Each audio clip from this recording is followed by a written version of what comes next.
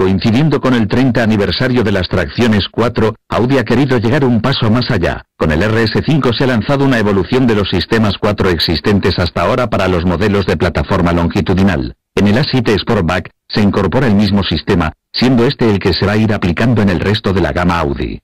La dinámica del vehículo le permite gozar al conductor de unas características de conducción deportivas, especialmente en los trazados virados. Pero no solo eso. La seguridad dinámica aumenta y se amplía el rango operativo de trabajo del 4 cuando se enfrenta a situaciones difíciles. La ubicación del nuevo sistema 4 es la misma que en las anteriores versiones, a la salida de la caja de cambios. Acoplada al final de esta, sigue siendo, de cara al cliente, un componente completamente mecánico exento de mantenimiento. En condiciones normales el reparto del par hacia el eje trasero delantero es de 60-40, como ya es conocido del sistema anterior y que se implantó por primera vez en el Audi Q7 del 2005. La importancia de un 4 es redireccionar el par al tren motriz que tiene más capacidad de agarre y de transmisión de par al suelo. En estos momentos el eje delantero tiende a perder capacidad de tracción. El 4 redirige el par inmediatamente al eje trasero, en este caso en una proporción mayor que en sistemas anteriores, 15-85 delantero-trasero. Cuando el que tiene problemas de adherencia es el eje trasero, se modifica el funcionamiento mecánico del 4. Se le quita par al eje trasero para invertirlo de manera más eficiente en el eje delantero. El tope máximo de regulación del sistema en estas circunstancias es de un 30% del par en el eje trasero y un 70% se redirige al eje delantero. La regulación entre los valores de par extremos direccionados a cada eje es continua, pudiendo adaptarse en función de cada situación de marcha. En el momento que el sistema de tracción no requiere una intervención específica sobre los ejes, se vuelve al reparto asimétrico de 40-60. Para entender un poco más cómo funciona este nuevo 4, veremos cuál es su estructura interna.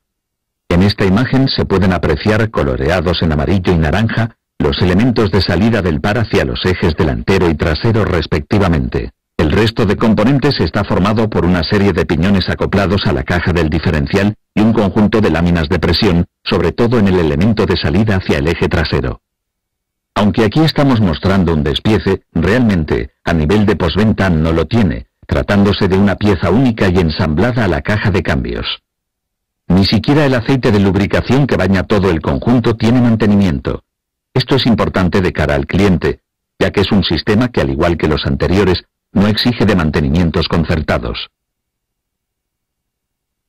Pasemos a ver de manera sencilla cómo funciona internamente. Lo primero e importante es saber que los diámetros de salida de los elementos que transmiten el movimiento hacia los ejes delantero, amarillo, y trasero, naranja, son distintos. Esto significa que el reparto de par en condiciones normales va a ser asimétrico.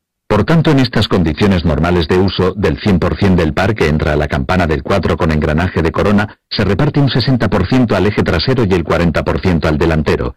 Esto es debido a que en esas condiciones todo gira como un paquete único, siendo solo la diferencia de diámetros, mayor en la salida hacia el eje trasero y menor en la del delantero, la que propicia este reparto asimétrico del par. En el momento que el eje delantero deja de tener el suficiente agarre, por ejemplo al pisar una placa de hielo, el giro independiente de los piñones internos del engranaje de corona permite aumentar el par disponible para el eje trasero, reduciéndolo del delantero. Es importante observar cómo el sentido de giro de estos piñones hace aumentar el par transmitido, utilizando para ello el conjunto de láminas de transmisión del conjunto de engranaje de corona. Se puede apreciar que al alcanzar el eje trasero, la placa de hielo, el sentido de giro de los piñones se invierte debido a la diferencia de giro de ese eje al perder adherencia.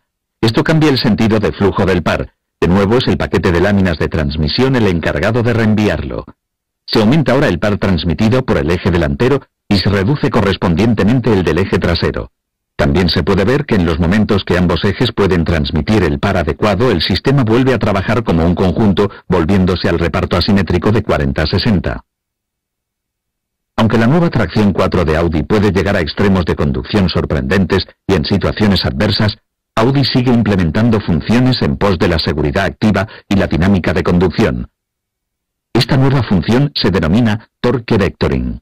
Es una función electrónica incluida en la unidad de control del ABS ESP y por tanto es de serie. Se emplean los sensores de aceleración transversal y de magnitud de viraje y en función de ello se determina cómo afecta la fuerza centrífuga en el trazado de una curva a la masa del vehículo. Esto es importante ya que dependiendo de cómo afectan estas fuerzas al vehículo, el reparto de par en cada una de las ruedas tiene que ser el adecuado. Como un diferencial delantero convencional no puede determinar esto, en estas condiciones de marcha, enviaría el par a la rueda del interior de la curva. Esta acción haría perder capacidad de tracción, ya que debido al desplazamiento de las masas en la curva, la rueda interior se descarga, reduciéndose su capacidad de transmitir par. Contrariamente, la rueda exterior tiene un mayor peso sobre ella y por tanto puede y debe transmitir más par. Para conseguir que le llegue más par, la electrónica de los frenos actúa con una ligera presión de frenado sobre la rueda interior de la curva. De esta manera, el diferencial se ve forzado a enviar un mayor par sobre la rueda exterior. De esta manera se reduce la tendencia al subviraje y se realiza un mejor trazado de la curva. En un trazado sinuoso como el que se ha podido observar, se va actuando siempre sobre la rueda interior de manera alternada. El torque vectoring puede ser aplicable en versiones de tracción delantera o en 4. El tratamiento que se hace del par en el eje trasero con diferencial convencional, aplicando los frenos de manera selectiva, sigue la misma rutina que en el eje delantero. También es aplicable como función complementaria en versiones 4 que incorporan el diferencial deportivo trasero. Durante la siguiente secuencia se puede ver la combinación del 4 asimétrico dinámico con engranaje de corona y la función torque vectoring. La seguridad dinámica y el dinamismo de conducción evolucionan siguiendo el concepto de a la vanguardia de la técnica.